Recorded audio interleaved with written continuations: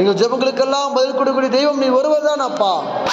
உடைய கிருபையின் கரத்தில் எங்களை ஒப்புக் கொடுக்கிறோம். நீ ஒருவரை ஆளுவே செய்யும், பொறுப்படுத்திக் கொள்ளும், வழி நடத்தும். சகல துதிகர மகிமையை உமக்கு செலுத்துகிறோம். இயேசுவின் மூலம் ஜெபிக்கிறோம் நல்ல பிதாவே, ஆமென். அல்லேலூயா, அல்லேலூயா. எத்தனை பேர் சந்தோஷமா இருக்கிறீங்க? ஆமென்.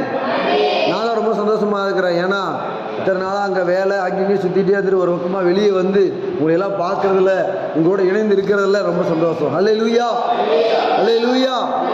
இந்த உலகத்தில் யாருக்குமே கிடைக்காத ஒரு பாக்கியம், யாருக்குமே கிடைக்காத ஒரு சாக்கியம். ஸ்தோத்திரம். நீங்கள்னாலும் சொந்த பந்தம் கிடையாது, நீங்கள்னாலும் யார் எவரும் அதிகமாக தெரியாது. ஆனால் நம்மளையெல்லாம் ஒரு குடும்பமாக்கி, நம்மளையெல்லாம் ஒரு நபராக ஒன்றாக்கி, ஒரு தேவ சமூகத்தில் அவருடைய வீட்டில் அவர் அப்பாவாக இருந்து நம்மளையெல்லாம் ஒன்றிணைந்து கூடி வர செய்து ஒன்றாக இணைந்து நம்மோடு கூட அவர் பேசுவது நமக்கு ஒரு மிகப்பெரிய பாக்கியம். அல்லேலூயா, அல்லேலூயா.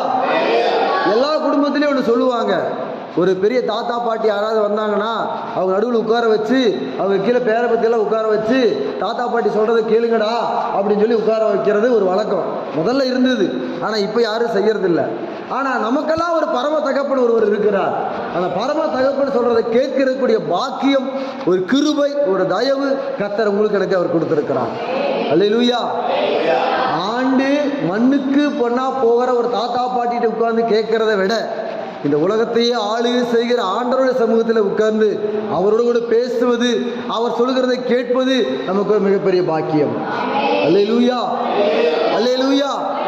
அந்த தெய்வம் இன்றும் மாறாதவராய் இருக்கிறார். அவர் சொல்லதை செய்யும் போது நம்ம கைவிடாத தெய்வமாய் இருக்கிறார். அவரோட வார்த்தைகள் ஆம் என்றும் ஆமேன் என்றும் உள்ளது. அந்த வார்த்தை உங்களை பலப்படுத்தும். அல்லேலூயா. இன்றைய நாளில் தியானத்திற்கென்று ஒரு வேத வசனத்தை எடுத்து நாம் வாசிக்க போகிறோம். எபிரேயருக்கு எழுதின நிருபம், எபிரேயருக்கு எழுதின நிருபம் 12ஆம் அதிகாரம் 1வது வசனத்தை வாசிக்கலாம். எபிரேயர் 12ஆம் அதிகாரம் 1வது வசனம். ஆகையால் மேகம் போன்ற இத்தனை திரளான சாட்சிகள் நம்மை சூழ்ந்து கொண்டு இருக்க, பாரமான யாவற்றையும், நம்மை சுற்றி நெருக்கி நிற்கிற பாவத்தையும் தள்ளிவிட்டு விசுவாசத்தை துவக்குகிறவரும் முடிக்கிறவருமாய் இருக்கிற இயேசுவை நோக்கி நமக்கு நியமித்திருக்கிற ஓட்டத்தை பொறுமையோடு ஓடக்கடவோம். அல்லேலூயா, அல்லேலூயா. கர்த்தருடைய சமூகத்தில் ஆண்டவரே, இந்த வாரம் ஞாயிற்றுக்கிழமை தேவ சமூகத்தில் போகும்போது ஜனங்களுக்கு என்ன வார்த்தையை குறித்து நான் பேசுவது அப்படின்னு சொல்லி